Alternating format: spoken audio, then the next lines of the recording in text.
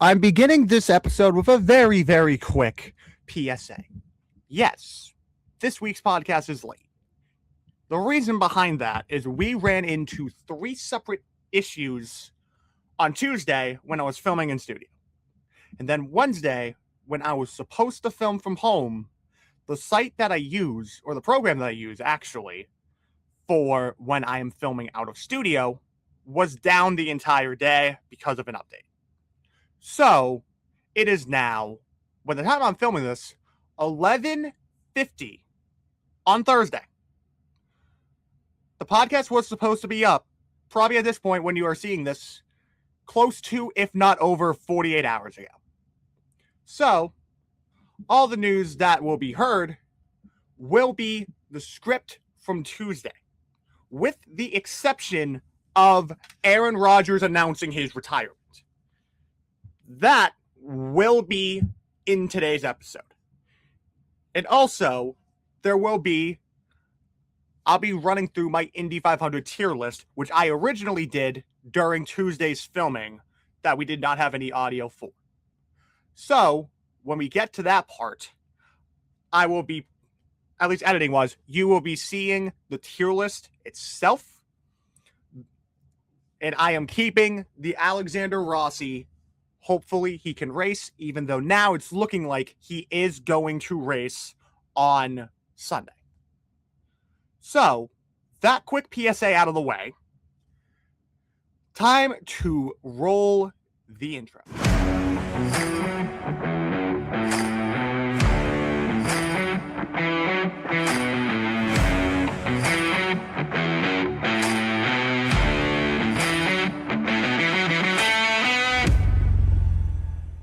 Hello, everybody. Welcome to a very delayed edition of The Last Word. I'm your host, TJ Chamberlain.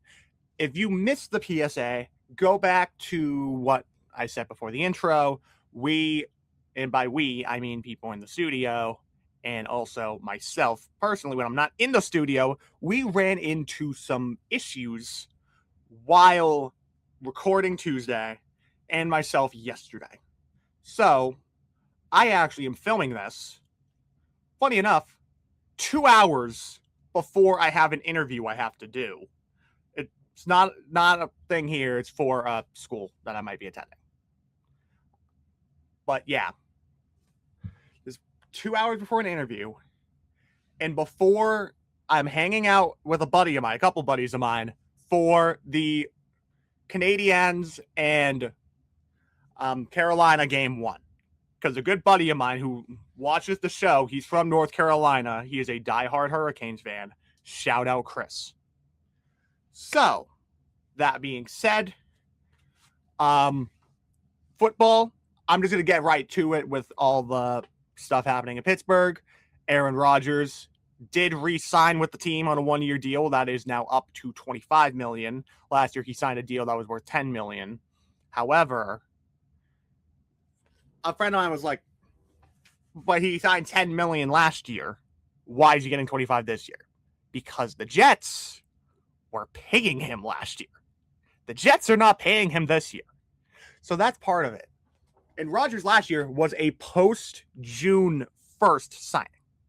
So he was getting paid by the Jets to not play for them, basically to the extent of what Tua and Kyler Murray is this year. So that's why it was more for him this year instead of last year. Christian, you're welcome for clarifying that. I just used the reason of inflation literally as a joke, but yeah, that's why. That's why. It's because the Jets were paying him last year. So, yeah. Also, other NFL news of importance.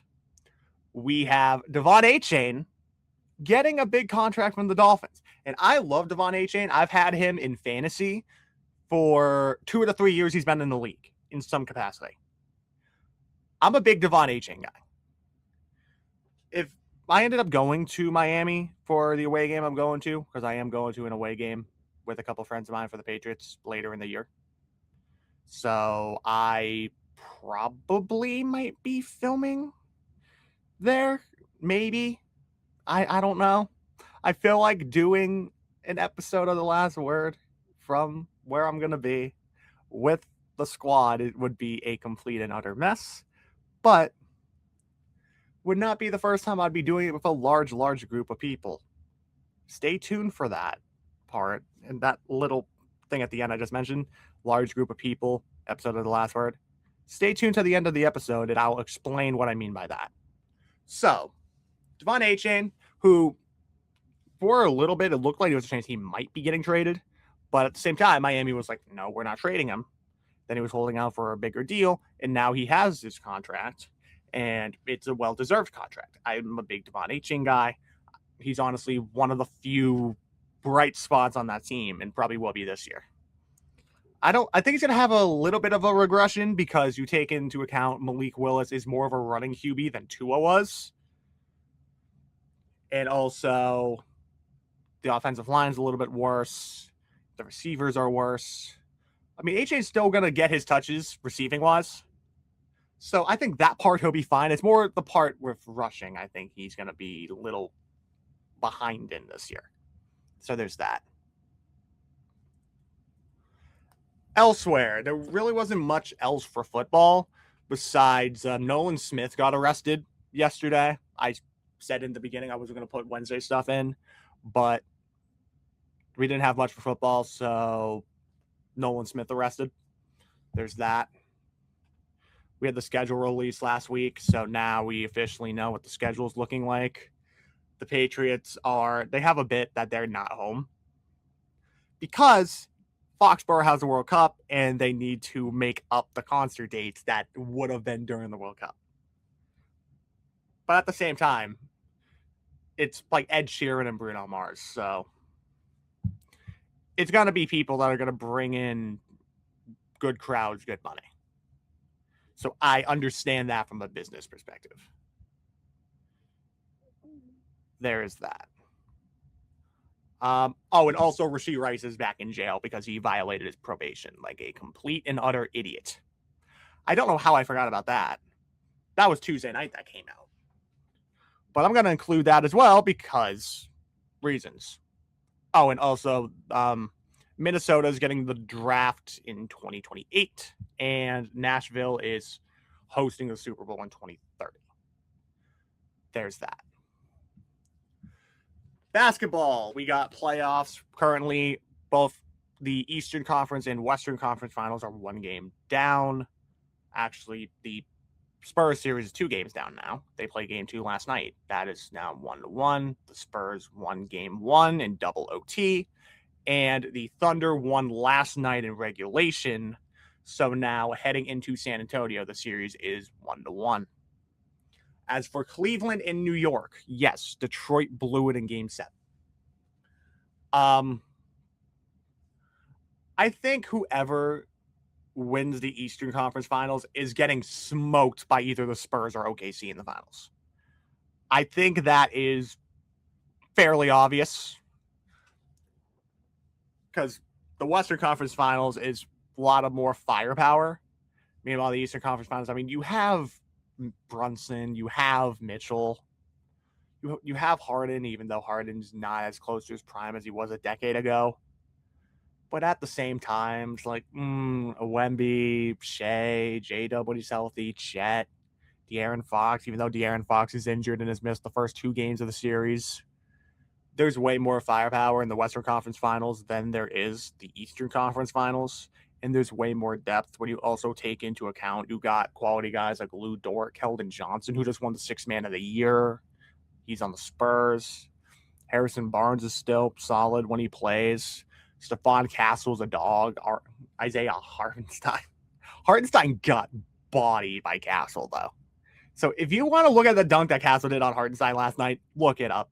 It was for a guy Castle's height. By the way, Castle was only like 6'2". And Hartenstein's near 7 foot. He dummied him. So I'm saying look up that dunk from game 2 when you get a chance.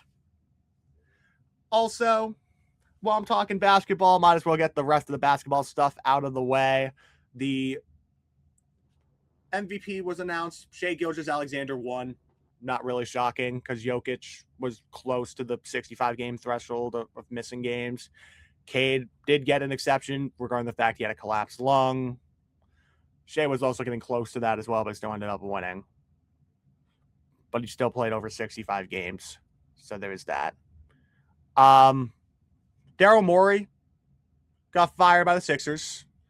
Honestly, I'm surprised he was still on the payroll as long as he was. So that's a surprise to me. And another firing, which this was later on Tuesday, but Jason Kidd got fired.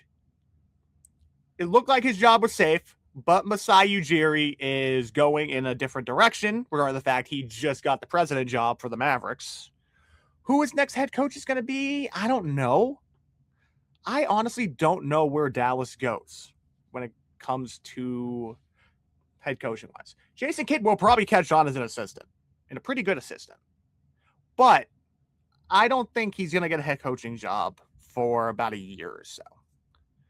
Because he went from, I remember he was with the Nets, then he was with the Bucks, then he was a assistant with the Lakers, and then got the Dallas job. Two of the franchises that he's coached is that two that he's had some significance with. Dallas, because he was on the 2011 finals team. And he made 2 finals as the star player for the Nets. Which also, speaking of the Nets and that said finals team, I mentioned this originally in the start of the first podcast I did, but Jason Collins passed away last week at the age of 43. He was dealing with brain cancer, which that's a rough way to go because you really can't do anything against brain cancer.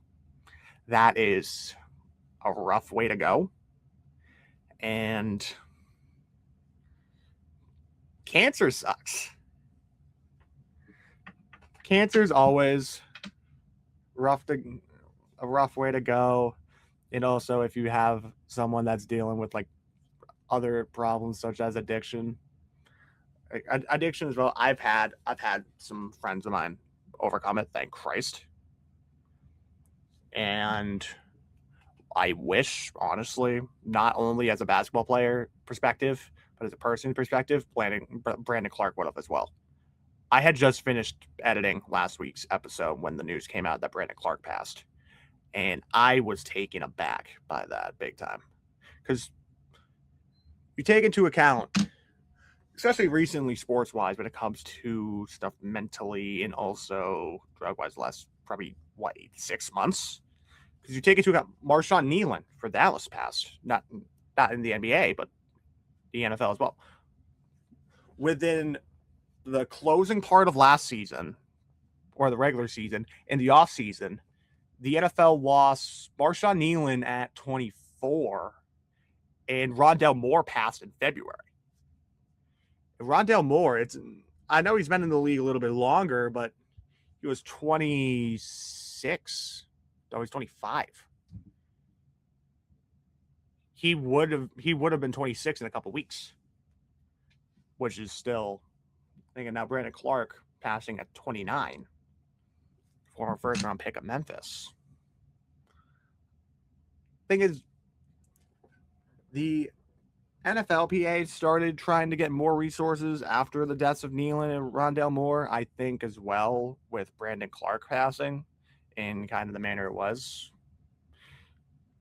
which it was confirmed it was an overdose. And he had got arrested a month prior. I think that certainly weighs on you mentally. Especially, I've never been arrested. I cannot speak on behalf of people that have been arrested, but I don't want to imagine going down that rabbit hole. So thoughts and prayers to friends and family of both Jason Collins and Brandon Clarke. And both of them will be missed. I was a big Brandon Clarke guy. I know injuries got him the last couple of years, but he was a great energy guy. And I was an energy guy in high school, so I related to him. That was one of the guys on Memphis I related to big time. But, yeah. On to hockey. We got the playoffs for that. Vegas and Colorado Western Conference Finals started. Game 1 for Montreal and Carolina's tonight. As I mentioned, I'm going out with a buddy of mine for that game who is a diehard Hurricanes fan. I'm pulling for Carolina, even though one of the guys I play pool with is a Montreal fan. Sorry, Ruben. But yeah, that's my prediction for the finals. I think it's going to be Carolina, and honestly, I think Colorado wins. The Colorado, Carolina, in which a series that both Quebec and Hartford will be crying. They might burn to the ground during the series. They would probably want neither team to win. They'd want neither team to win the damn finals. Also, hockey news. Matthew Schaefer unanimously won the Calder. First time since Teemu Selanne did, which is wild. That's the last time a guy unanimously won the Calder. Wow. I did not think that. It's kind of wild to think. Been actually over 30 years. It's been over 30 years since then. And now we have a guy that has now unanimously won the Calder. The Oilers fired their coach. They tried interviewing Bruce Cassidy, but they were told no. And here's another rabbit hole for the NHL as well. Yes, Bruce Cassidy got fired by Vegas before the end of the regular season. However, he has a year left on his contract, so Vegas can be like, no, you're not interviewing him. But also, Vegas is a petty organization. That too. When you take into account how they treated Robin Lehner, all the stuff with player entitlement, how they traded Marc-Andre Fleury, getting Jack Eichel in the manner they did, actually at the same time, that actually might not be as bad compared to other stuff that they've done. Basically, Vegas is something. I'll just say something. Where was I? Oh, yeah, coach. Craig Berube also got fired. He's now linked to the Edmonton job, which first move that John Chaika has done as GM. God, why is he back as a GM? That's going to end horribly. I just don't know. It's going to end horribly. So there's that. Baseball, I'm going to go over standings check because I just trying to get everything going. Actually, no, we're actually doing all right time-wise, so I might as well. I'll just pull it up. I'll pull it up on a separate tab. MLB standings. So the Rays lead the AL East over the Yankees by 4 games. And we have the Red Sox. The Jays and Red Sox are tied for third, and then the Orioles are last. Cleveland's ahead of the White Sox by 3 games. Then we have the Twins, Tigers, and Royals. In the AL West, the Athletics are ahead of the Rangers by a game, Mariners by 2, Astros by 6, even though I don't know if I mentioned this last week, Carlos Correa is out for the season. And the Angels are in dead last because they are at last, and also at the same time refuse to take them seriously until Artie Moreno sells or he passes on. I think saying he passes on is honestly way too nice for him, regarding the fact all the stuff he's done with that team. I still will never forgive him for Tyler Skaggs in turning a blind eye to that. Okay, National League. Braves ahead of the Phillies and Nats by 9 games, and then 12 games ahead of the Marlins, and the Mets are still in last. Why does Carlos Mendoza still have a job? Fire him. Fire him, dude. He's not good. Don't know what the Mets see in him. I don't know what Steve Cohen sees in him. Is he a good errand boy? Is that the reason why he still has a job? Because it's not for him being a good baseball manager. That I can tell you. It's not because of that. If it was because he was a good manager, then results would show. He's not. He would have been fired many moons ago if the Wilpons still owned the team. As much as people hate the Wilpons, they would have fired Mendoza out of the sun. Where was I? Central. The Brewers are a game and a half ahead of the Cardinals and the Cubs, both of them having actually pretty solid seasons so far. Then we have the Reds, 4.5 games back, and the Pirates are still last. Yeah, the Pirates are not going to do much of anything at this point, are they? The Dodgers took the division lead again. They were half a game back on Tuesday, and now they're a game and a half ahead. So, yay! We love to see it. Then the Padres are a game and a half back. Then it's the Diamondbacks having a meh-ish season. Then the Giants and Rockies both exist. No other things. They just exist. Racing, Indy 500 tier list time. Time for me to find the screenshot that I put. I did 7 separate tiers. I did who I think was going to win, who I think the rest of the top 3 is going to be, the top 5, top 10, guys I think will be stuck in the teens and the 20s. The hopefully can race for Alexander Rossi, and then I just, for guys that I think are going to be like near the back, I just put you exist, I guess. So I'm going to start from the bottom to the top. Rossi's still hopefully can race. It's not confirmed if he can race, but it's implied he might race. The you exist, I guess category, we have Jack Harvey, Jacob Abel, Mick Schumacher, Stingray Robb, Grosjean, Graham Rahal, Louis Foster, Dennis Hauger, basically just all of Dale Coyne and all of Rahal, Letterman, Lanigan. Helio Castroneves, Catherine Legg, who's attempting the double for reasons of I don't know, but she's probably going to get lapped during the NASCAR race and during the IndyCar race. And useless McLaren driver we call Nolan Siegel. Stuck in the teens and 20s, Kyle Collette, because I think he's going to make a decent run back. He actually was in the Fast 12, but he got disqualified post-tech, unfortunately. Marcus Ericsson, Ed Carpenter, Christian Lundgaard, Ryan Hunter-Ray, Marcus Armstrong, Rennes VK, Kyle Kirkwood, Pato O'Ward, Joseph Newgarden. He didn't have a good qualifying. Same with Will Power. I'm saying that's why Kirkwood's there too. Basically, all of Andretti did not have good qualifying, and most of McLaren. And Newgarden, who's starting back in the 20s. Top 10 cars, I do it by 10th to 6th in this. So I think Kiffin Simpson finishes in 10th. Connor Daly finishes in 9th. Christian Rasmussen finishes in 8th. Santino Ferrucci finishes in 7th, keeping his top 10 streak at the Indy 500 alive. Takuma Sato finishes in 6th. Scott Dixon is P5. Scott McLaughlin's P4. Pelot's P3, even though he's starting on the pole. David Malukas is P2, and then possibly the fastest car in qualifying and probably should have gotten the pole if he didn't sell his last run, and who I think will win this race, is Felix Rosenqvist getting a second career win. And now I do the starting grid for the race itself. So I'm going to go a bit in depth into it. So here we go. We begin with the front row of Alex Palou, who is the defending champion of this race.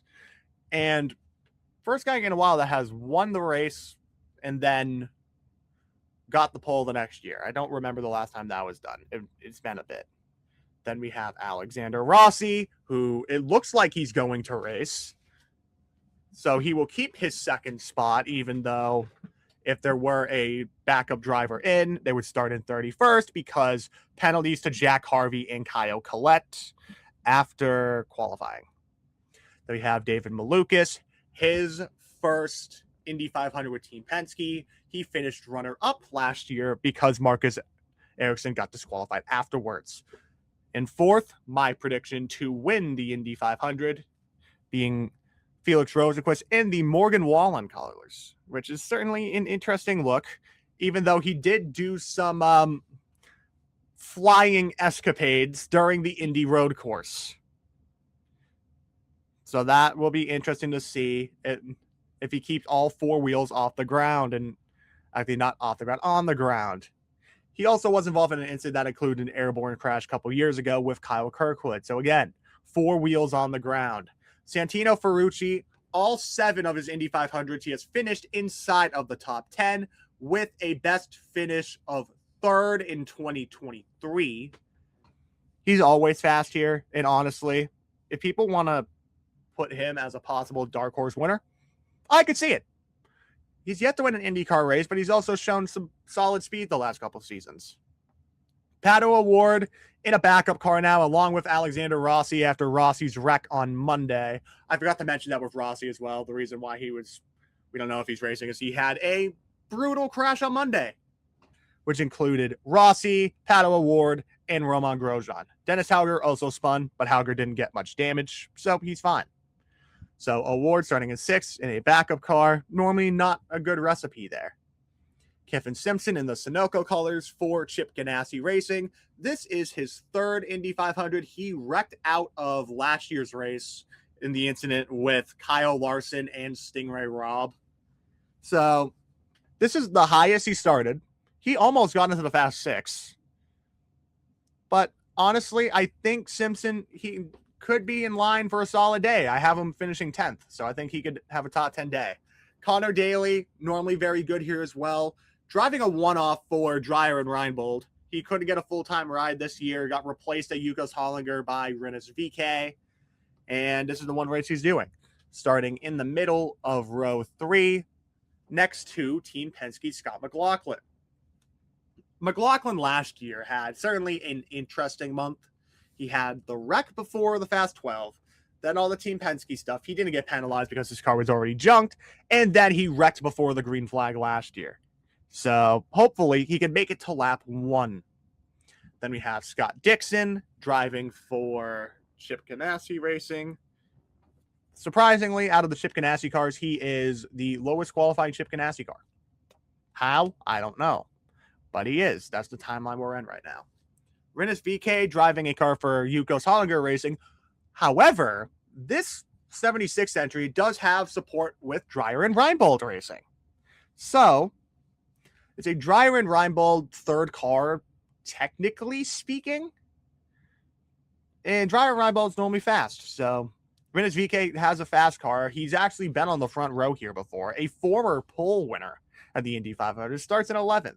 And speaking of 500 winners and guys that have won here, Rinus VeeKay is in a row with Scott Dixon, who won in 2008, and a 2-time winner in 2017 and 2020 to his right in Takuma Sato. Once again, doing a one-off for Rahal Letterman Lanigan. Hasn't run a full-time season in 4 years, but he still does Indy only. He's been doing that for the last 3 years after a part-time campaign with Chip Ganassi in 2023, in which he split the 11 car with Marcus Armstrong. Row 5, we have Ed Carpenter, Indiana native, best finish of 2nd in this race back in 2018. Still yet to win an Indy 500. If him or Connor Daly wins, the crowd will be going wild because those are local Indiana boys. Helio Castroneves looking to be the first 5-time winner at the age of 50 years young. His car has been kind of inconsistent with speed, though, so I don't know how he's going to be. I don't think race-wise it's going to be fast, so I have him probably falling back early. Then Christian Rasmussen, he has made some bold moves on ovals in the past. That's how he won at Milwaukee last season, and he almost won at Phoenix earlier this year. The Dane is fast on ovals. That is his specialty in this series so far. So who knows? Maybe he could start moving his way up through the field. We shall see. Row 6, Marcus Armstrong, not the best qualifying for the number 66 Meyer Shank racing car, which, funny enough, I do have a Meyer Shank hat. I randomly got this. So that is the most random thing known to man.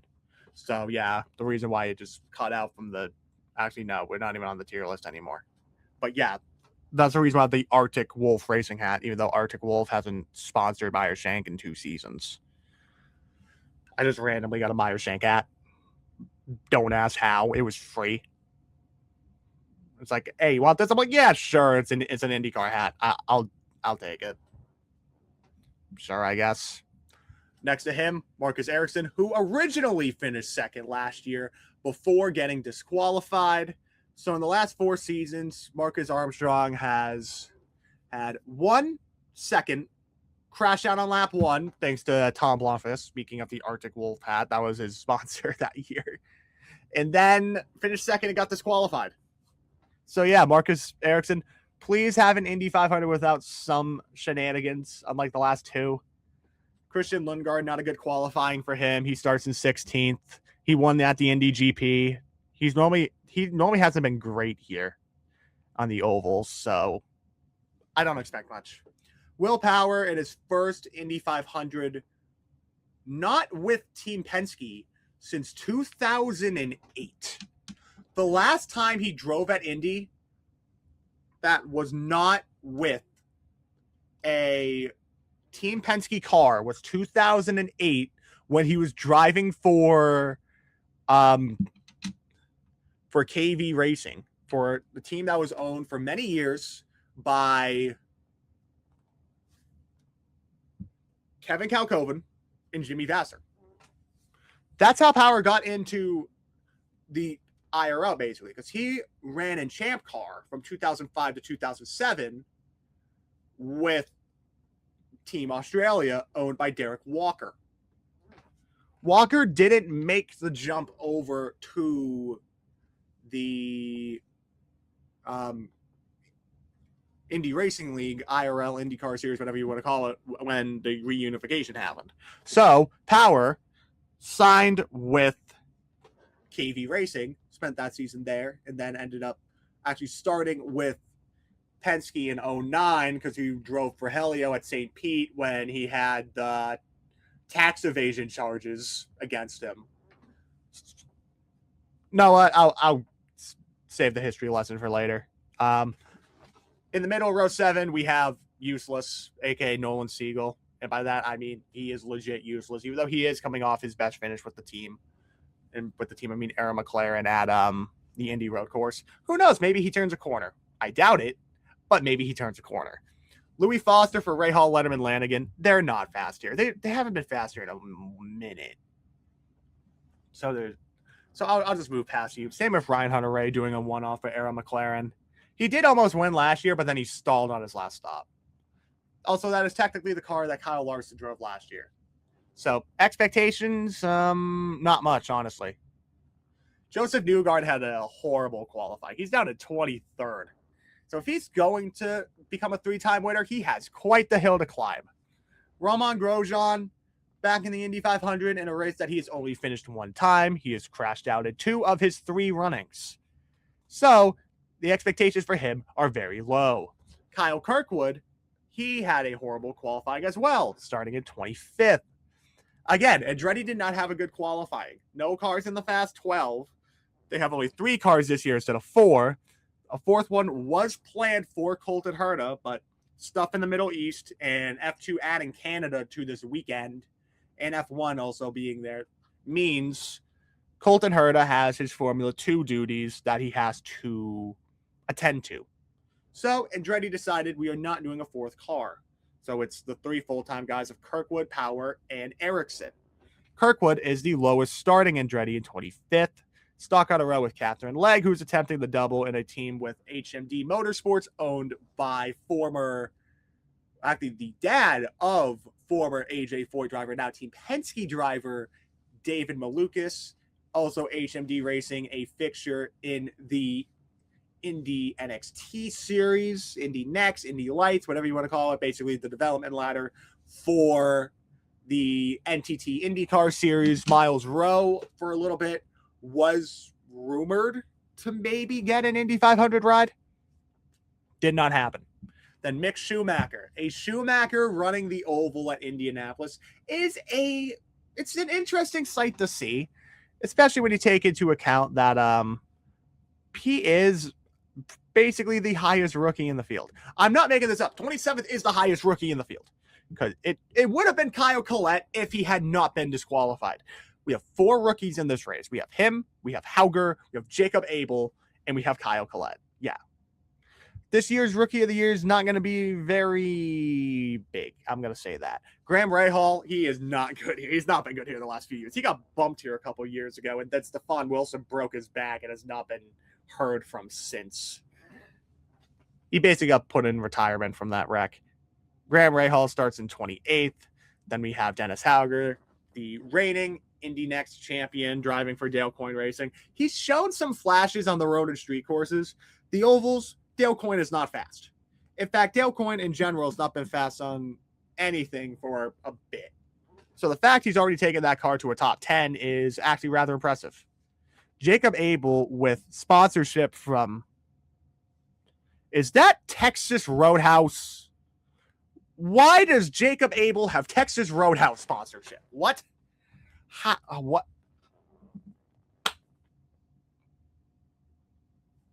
Who allowed this? Who allowed this? It makes no sense. The Texas Roadhouse logos were not on the car. This.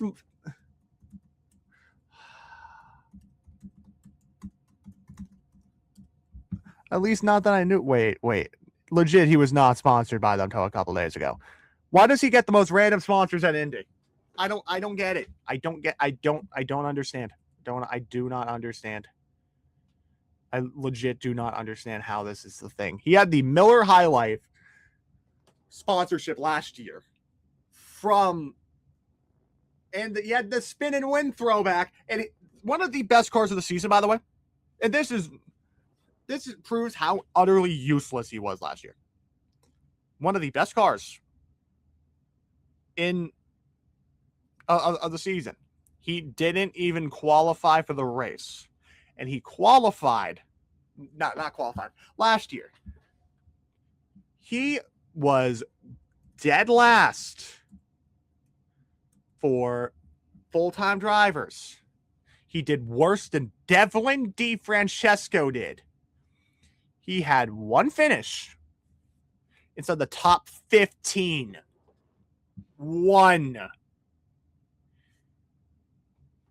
Not one finish in the top 10, one finish in the top 15. How? Again, because Abel Motorsports, his last name is Abel. His dad owns the team. Stingray Rob had a horrible qualifying. I mean, his average speed was 226.572, so that was that. And then the last two spots are the disqualified boys. Kyle Collette, who would have been in the Fast 12, actually was in the Fast 12. He would have been up there. And then Jack Harvey, not good. He would have been ahead of Ray Hall. He honestly only lost 2 spots. Not 2 spots, 2 rows. Collette lost multiple rows. He has a long way to go this race. And with that being said, that is all for this week's edition of The Last Word on Sports. And now, I was teasing this on Facebook a while back. And by that, I mean over the weekend.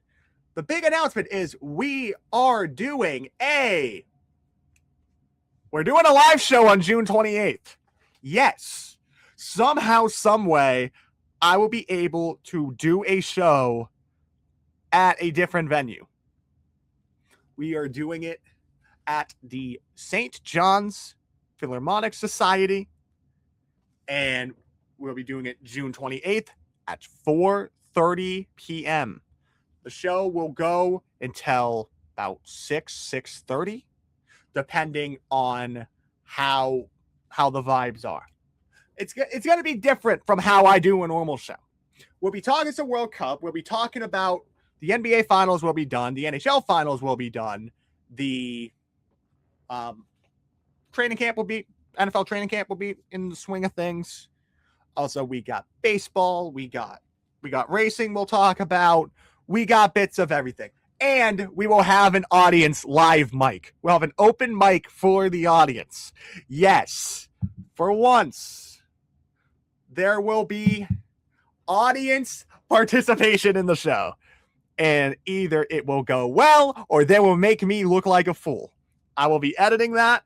And I am already expecting I will probably have to edit some stuff out. There will be some stuff there that probably will not make air because of the total madness it's going to be. But I'm looking forward to it. As of now, we're going to also have a raffle there.